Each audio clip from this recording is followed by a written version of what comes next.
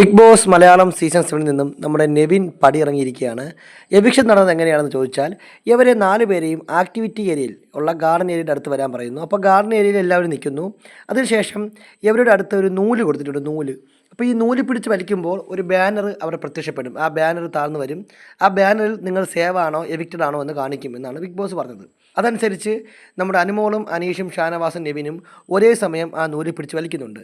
അങ്ങനെ നൂല് പിടിച്ച് വലിക്കുമ്പോൾ അനുമോൾ ആദ്യം സേവായെന്ന് കാണിക്കുന്നു, ഷാനവാസ് സേവായെന്ന് കാണിക്കുന്നു, പിന്നീട് നമ്മുടെ അനീഷും സേവായെന്ന് കാണിക്കുന്നു.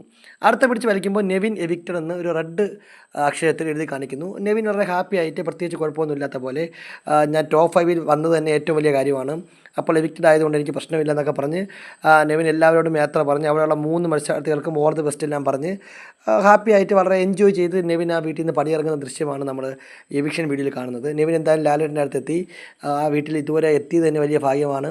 ഇങ്ങനെയും ഗെയിം കളിക്കാമെന്ന് ഞാൻ പ്രൂവ് ചെയ്തു ലാലേട്ട, എൻ്റെ കൂടെ പ്രേക്ഷകരുള്ളത് കൊണ്ടാണ് ഞാൻ ടോപ്പ് 4-ൽ എത്തിയത്, അതൊരു വലിയ നേട്ടമാണെന്നൊക്കെ പറഞ്ഞ് നെവിൻ പോകുന്ന വീഡിയോ നമുക്ക് കാണാം. എന്തായാലും ബിഗ് ബോസ് മലയാളം സീസൺ 7-ലെ ഏറ്റവും മികച്ചൊരു എൻ്റർടൈനർ ആയിരുന്നു നെവിൻ.